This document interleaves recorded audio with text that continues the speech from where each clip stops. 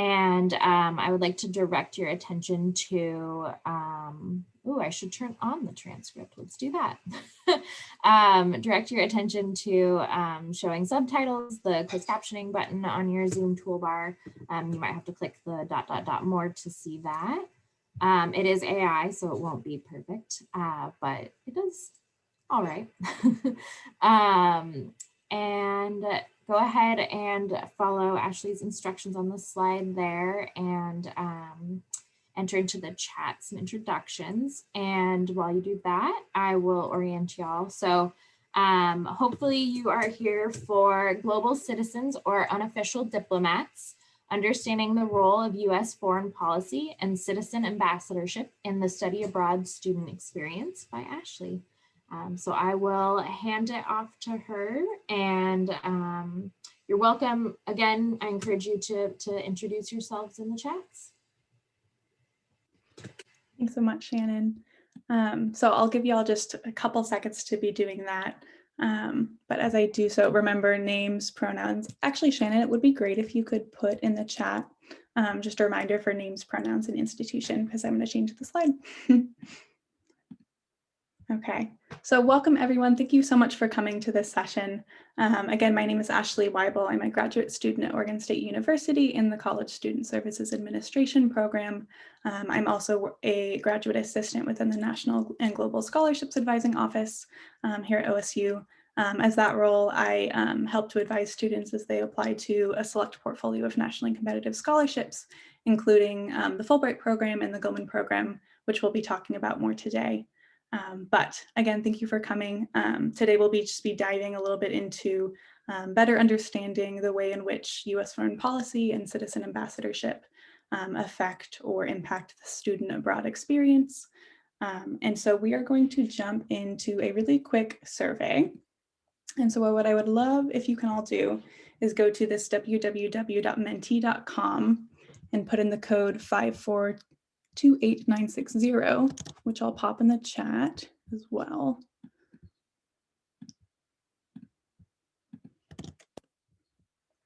And it's going to ask you one question, just what words or themes come to mind when you think about study abroad? So the information's in the chat.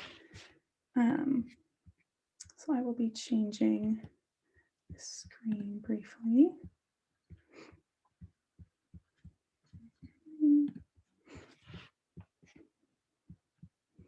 Okay, can everyone see this Menti screen? Excellent, okay. So some things are starting to pop in. I'm seeing challenging, life-changing, cultural experience, adventure is a big one, valuable, transformative, expensive, elite, definitely. Let's see, culture, learning, privilege, travel, white, growth. Let's see, cultural experience, different in the best way. I love that. Challenging, language. Yep, we'll be talking about language today. Okay, so it sounds like a lot of people are coming into this session with an understanding of kind of the individual level impacts of study abroad. So adventure, self-exploration, growth, also some of the larger implications, it sounds like, of study abroad, that it's often limited to the elite, beautiful, I see, privilege, white, right? Some concepts of diversity or lack thereof. Okay. So I'm going to go back to the presentation, but thank you all for sharing that. I just think it's helpful to come in with a common understanding of kind of what we're thinking about study abroad, the ways in which we're thinking about it before we go forward.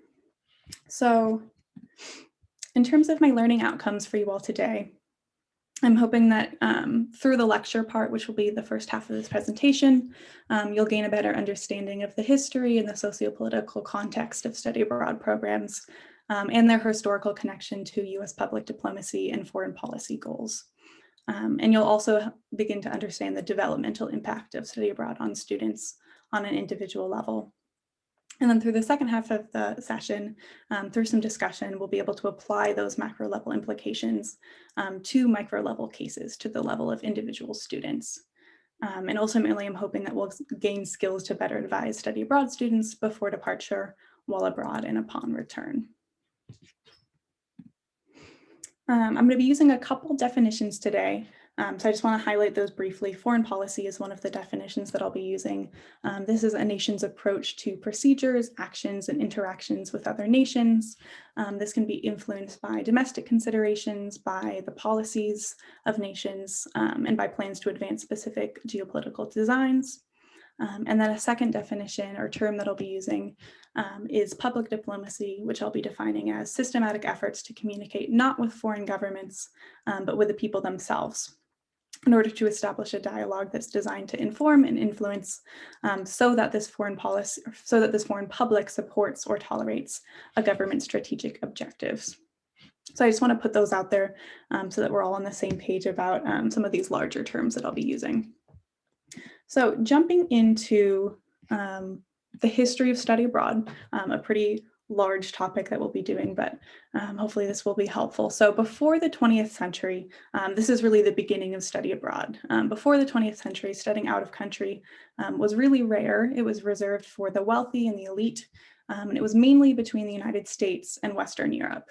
So Germany, France, England, Switzerland, and England. These were the main countries that people were studying abroad in. So at this point, it was in its infancy. And for study abroad, there was no formal accredited programs at this point. If you were to study abroad, it would be individually and not with a larger program. Then we reached 1919, World War I, and there's a brief suspension in study abroad. However, after World War I, we entered this period in which the United States was really quite desperate to begin to repair relations with countries around the world in order to avoid a future World War.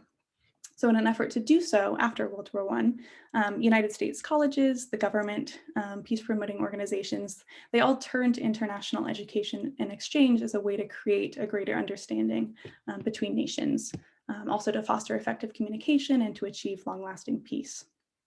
And also what we saw during this time was that nations were undergoing a really tremendous period of technological development. So military assistance, technical assistance, information dissemination, cultural exchange, these were all becoming really integral parts of diplomatic relations as communication became simpler between nations. So these two things set the stage for a huge rise in study abroad, which we saw concretely in the formation of several organizations and study abroad programs. So in 1919, the Institute of International Exchange, or Education, was created. IIE is a 501 organization which focuses on international student exchange, foreign affairs, international peace and security. IIE also works really closely with the government to create programs of study and training for students and educators. And importantly, it also manages the Fulbright and the Gilman programs, which we'll be talking about quite a bit today. Then in 1923, the United States' first officially credited study abroad program was launched at the University of Delaware. And this launched a formal era of study abroad. And this new formal era of study abroad continued to build through the 1930s. And in the 1930s, there was a rapid increase in the diversity of programs that were offered outside of Europe. So the first programs in Russia, in China, in Argentina, all of these were established at this time. In 1938, the Division of Cultural Cooperation was created within the United States Department of State. This was a department that was working to promote study abroad and international exchange amongst United States citizens. And so it's also with the creation of this Division of Cultural Cooperation that we see the United States making an official commitment to the promotion of study abroad and international exchange amongst its citizens. And all of this was happening after the desperation of World War I. Moving on into World War II, again, there's a brief suspension in efforts to study abroad internationally during World War II for obvious reasons. But after, there's this renewed commitment to study abroad as a necessary way to develop organic relationships between nations and to promote international understanding and trust between nations as well. And all of this in the wake of a hugely destructive war. So similar to after World War I, we see this moment in which the United States realizes, like, shoot, we need a comprehensive plan that can help us to improve relationships around the world, right? And ultimately, that comprehensive plan began to involve one-to-one exchange or people-to-people exchange. And this concept of people-to-people exchange came to dominate the United States' diplomacy strategy as a way to recover relationships after the war. And we see this in 1946 with the creation of the Fulbright program. The Fulbright program is a program within the Bureau of Educational and Cultural Affairs, which is importantly located within the Department of State. And the Fulbright program had the initial goal of humanizing international relations by turning nations into people. So having people on a grassroots level interacting with people from different nations to improve communication and trust between nations. And it's also in this moment in 1946, when the Fulbright program is created, that we start to see a tension between pure exchange or exchange that's purely motivated by a drive for understanding and trust and empathy and knowledge between countries, and politically motivated exchange on the other side of that spectrum. So Senator William J. Fulbright, he was a lifelong advocate of the first half of that tension, that he thought that sponsored exchanges like his namesake program, the Fulbright program, should never be conducted as propaganda endeavors or as foreign policy motivated endeavors to improve the image of the United States, but rather that the value of these programs lay in the opportunity for knowledge and wisdom and trust between nations. However, despite his advocacy, some critics have pointed out that since the Fulbright program is in fact located within the Department of State, it fundamentally is linked to the mission of that department, which is to advance the interests of the American people, national security, and economic prosperity of the United States. So in this moment, we see this tension between what William J. Fulbright envisioned for the Fulbright program and then what it actually potentially was due to its location within the Department of State. Moving forward into the 1950s, we reached the Cold War. At this time, international education and exchange programs were becoming a really integral part of not only public diplomacy, as we've seen in the 40s, but of also US anti-communist rhetoric. So these programs were being used strategically as a way to change the image of the United States abroad, with a particular focus on national security outcomes. So at this time, the United States began engaging in an ideological and geopolitical struggle for global influence over the Soviet Union through the use of things like proxy wars, espionage, embargoes, mass propaganda campaigns. All of these formed part of the larger foreign policy strategy. And that foreign policy strategy also included the use of people-to-people exchange, like the Fulbright program. And so at this time, during the Cold War, it was increasingly recognized that government funding for international education programs was at least in part politically motivated. And the Board of Foreign Scholarships, which has final approval in the selection of Fulbright scholars, affirmed this motivation. One member of the board at this time declared that, quote, "The Fulbright program is to further international understanding, but within the interests of the United States." Into the 1950s, with this Cold War motivated support by the government for study abroad, these study abroad programs were beginning to develop really rapidly with this political support behind them. And this growth builds through the 1960s, which is largely considered the high point for international exchange. And then by the end of the 1960s, there is the anti-war movement, the civil rights movements. These were all drawing national attention and resources as well away from international person-to-person exchange. So there was a decrease in an interest in study abroad. It became less of a priority of the government, which was focused on the Vietnam War and other domestic issues. And so levels of funding for international exchange programs plummeted, and they didn't regain their original levels until the 1980s with the election of Ronald Reagan. Moving into the 1990s, we have the fall of the Iron Curtain, the end of the Cold War.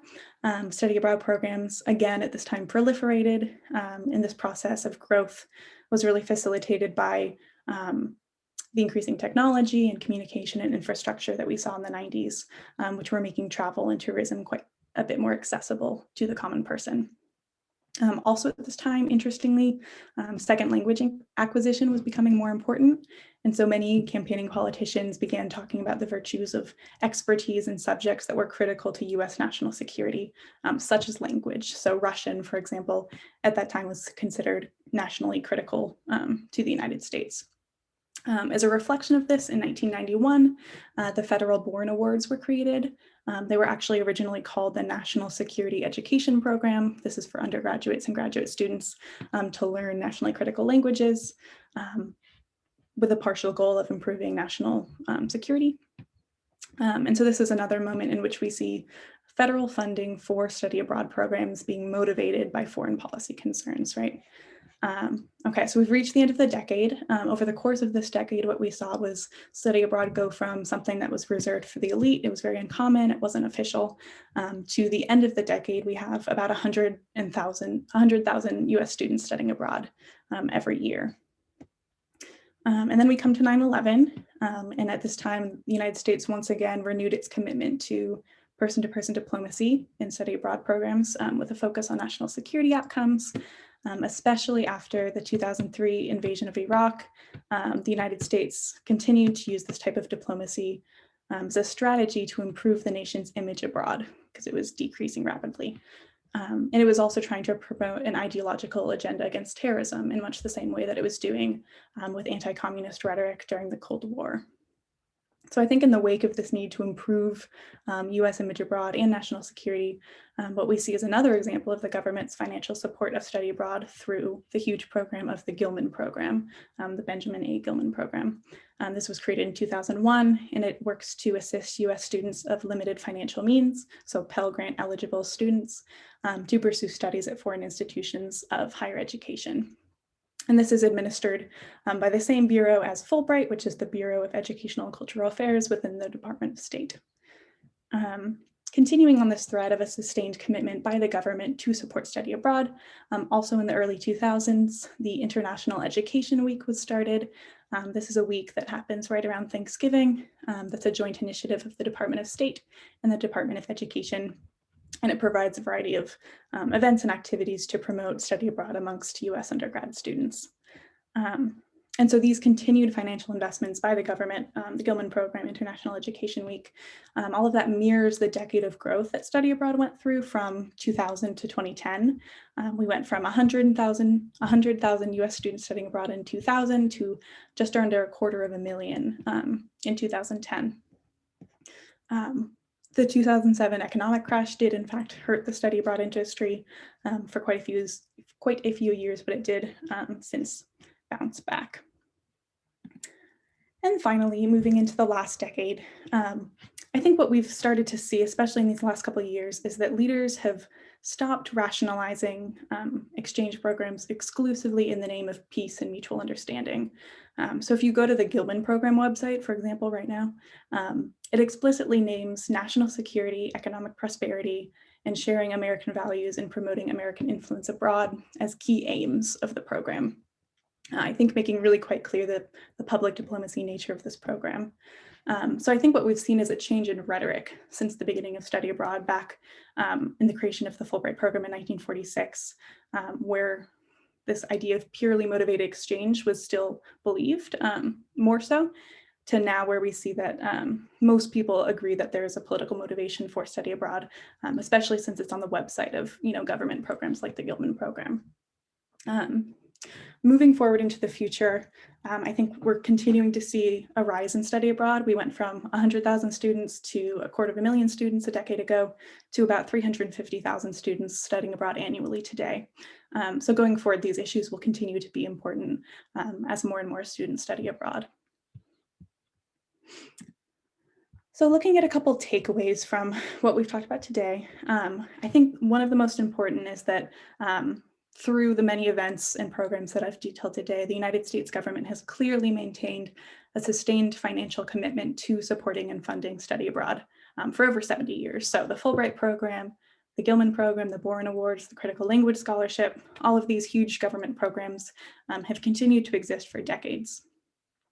And also, I think that this financial support by the government for these programs occurs alongside kind of an ebb and flow that we see in the wake of events that threaten the United States' image.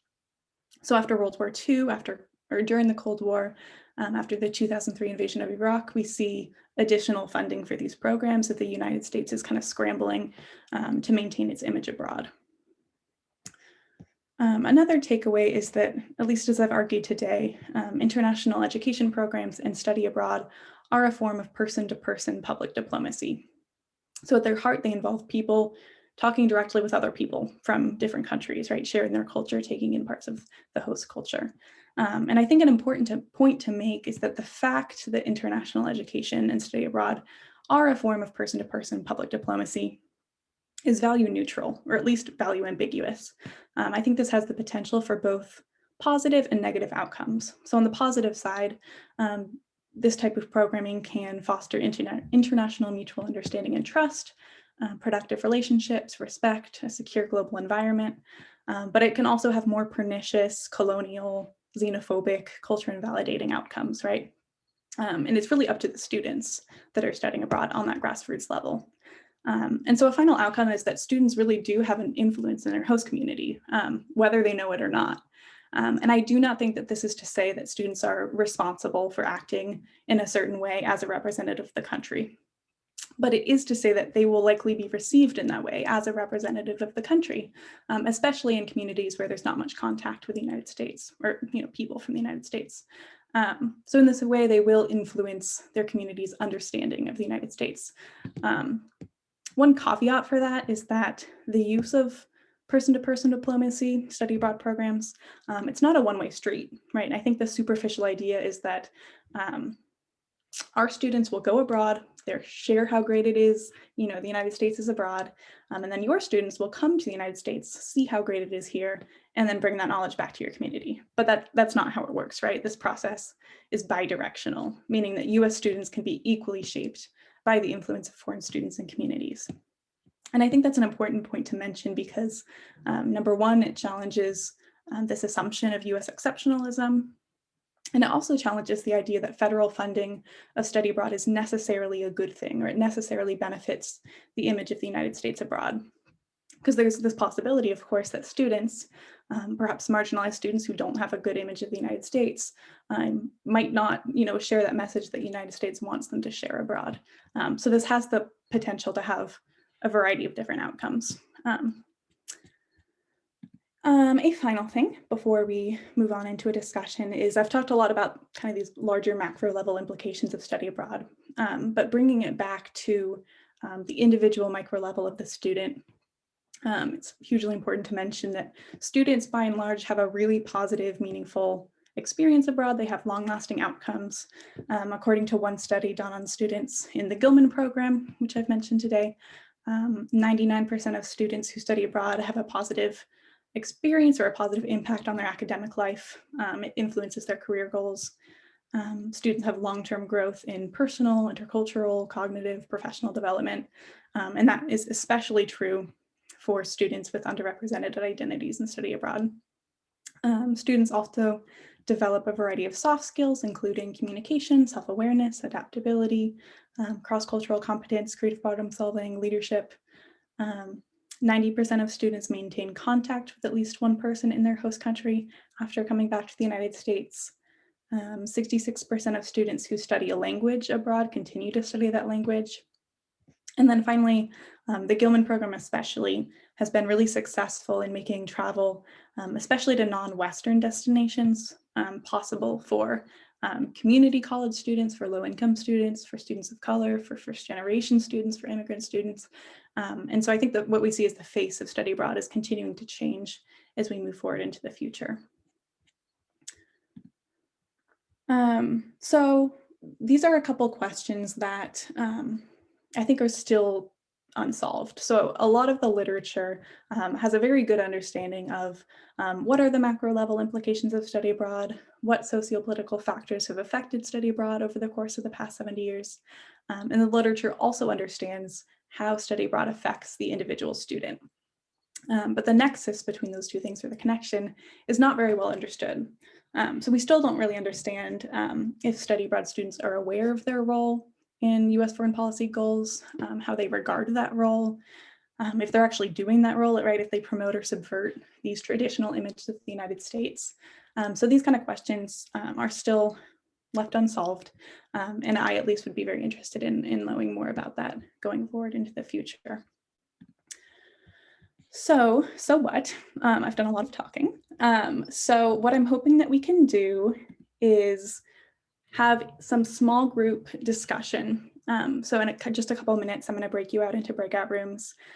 What I would like to happen in those rooms is if you introduce yourself to start, you're then going to read a very short vignette, a little paragraph about a case study of an individual student. And then I've also provided some questions on there that should guide your discussion. There's quite a few questions. You probably won't get to them all. Maybe just try to address one or two. But my hope is that we'll now take this larger understanding that we've talked about and apply it to what does it mean for the student? What does it mean for how we can work with students if we are working with study abroad students? And then after that, we'll come back for a final discussion. So right now in the chat, I'm going to pop in a link. And if you all could open up that link before you go into your breakout room, because the link will disappear. So if you could open it now, that would be great. And I'm thinking we will have probably about 15 minutes, maybe closer to 20, but we'll say 15 for now in those breakout rooms. And I think that Shannon will be beginning them. And if there's questions, I'm happy to answer them during if you want to pop back in, or at the end, we'll have time for questions as well. Just going to give it another couple seconds till everyone's back.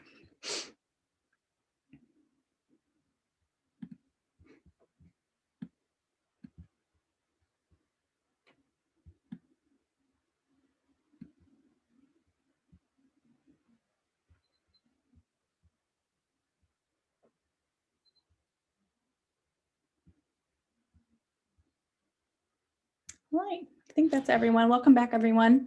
Hopefully you had some good discussions. From what I popped into all of your sessions, it sounded like people were having the conversations that I was hoping you would have, so that's wonderful. We just have about 13 minutes left, so we're just gonna do a little final discussion.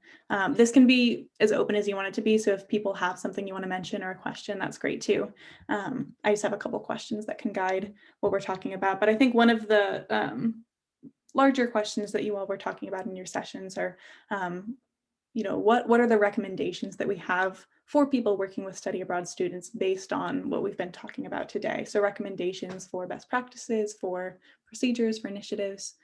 Did anyone want to share something about a recommendation that they have?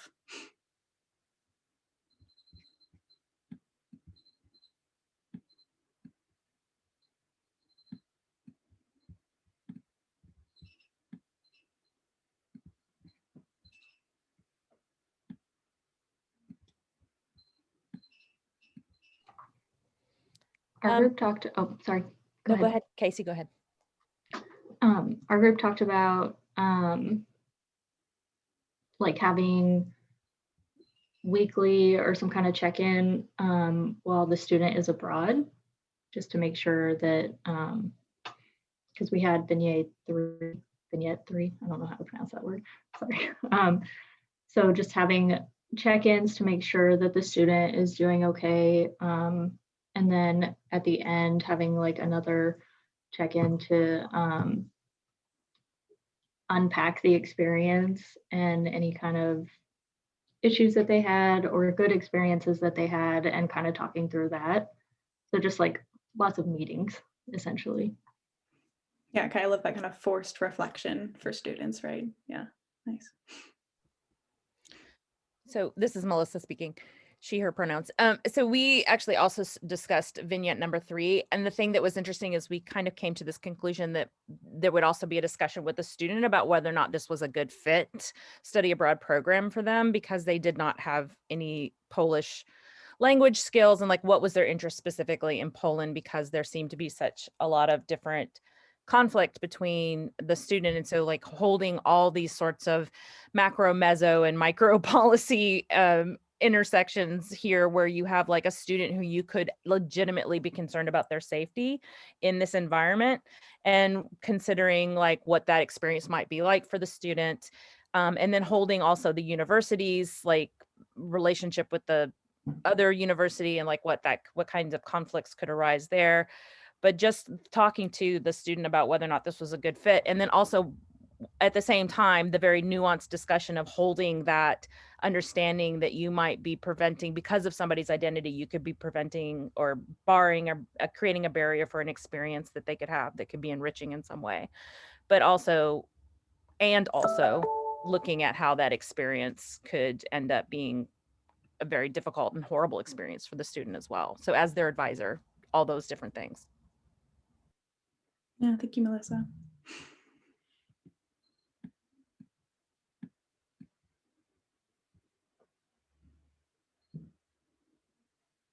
Feel free to continue responding to that question. I'm just going to add one kind of related question, but in what ways can we think about promoting anti-racist or decolonial education by creating awareness around these topics? You know, so a lot of what I was discussing when I was doing the sociopolitical context was talking about how from one perspective, the history of study abroad could be considered colonial, right? Because it's attempting to create this image of the United States abroad. And so in what ways can we keep, kind of like what Melissa was bringing up, is making students aware of really kind of what they're getting into, but also not demotivating them to have these experiences?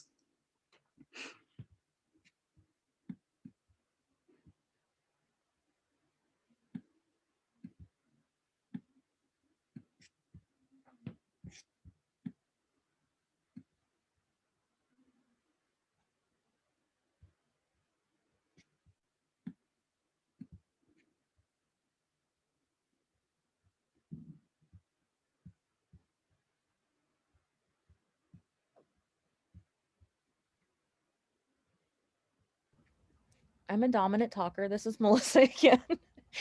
Hi, my name's Melissa. I have some other ideas around this too. One of the things that we talked about in our group too is that what's the other side of this? Like as you're bringing people to the United States, as like what that sort of relationship looks like. We talked a little bit about how one person in our group works at PSU and helping acclimate students who are coming from an international program to the US, and like the kinds of issues that can happen there on the other side of things, and like ways of like helping those people understand and be able to like have a good experience, and also to be able to share that cultural learning that's really very much a part of the abroad experience. At the same time, I shared an experience where I used to be a host family coordinator for a program with international visiting teachers from Japan.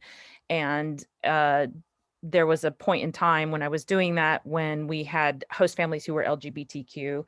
And then so putting the host family experience, like there was some conflict that happened at that time when they were like not comfortable with placing these student teachers into those homes. And we had to like really work on, well, this is part of American culture. This is something that's legal here, legal, you know, like same-sex marriage is legal.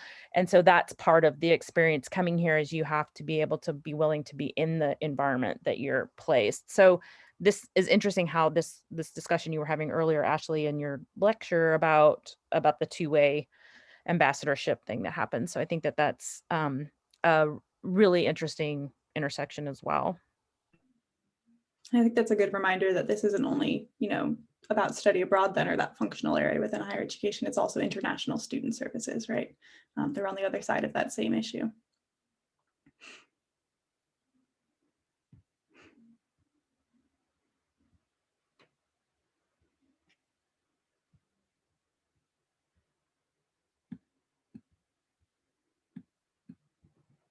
I'll pop up one more thing to be thinking about, but feel free to address anything. What does it mean to be a representative of the United States? This is you could go a lot of ways with this question, but when you hear that, you know, that students are ambassadors, students are representatives, what does that mean? What are their responsibilities? What things come to mind?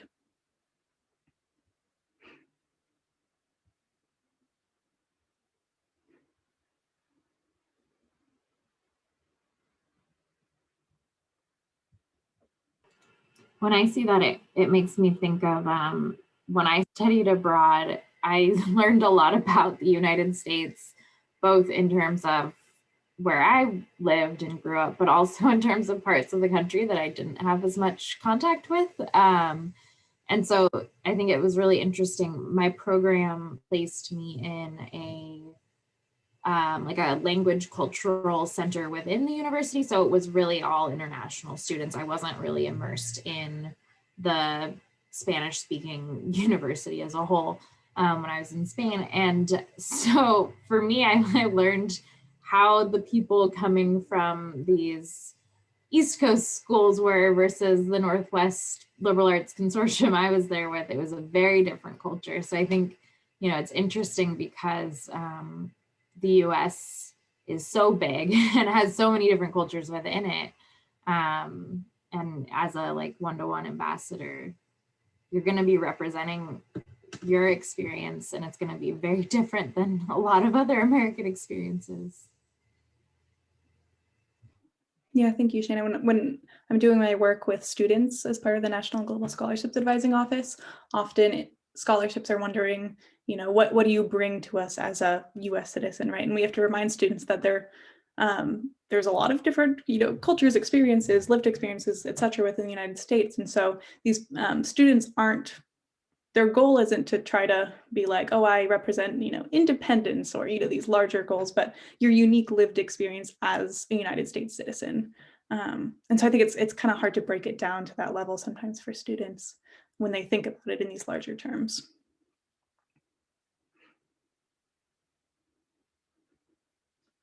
Any final thoughts or questions also?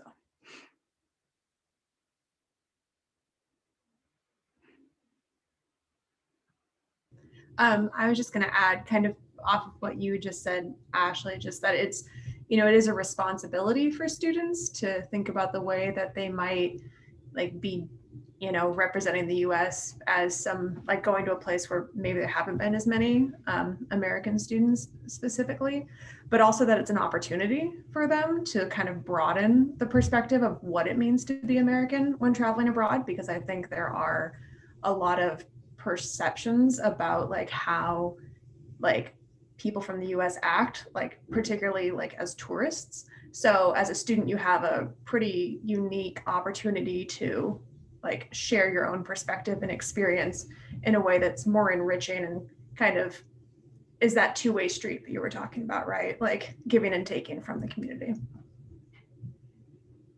Yeah, and I love that reminder that I think going abroad really does make you reflect on what it means to be who you are, just because all of these identities that you're not usually used to thinking about or being salient become salient, right? So it's a really great opportunity for that. Any thoughts on how the pandemic's playing into all of this?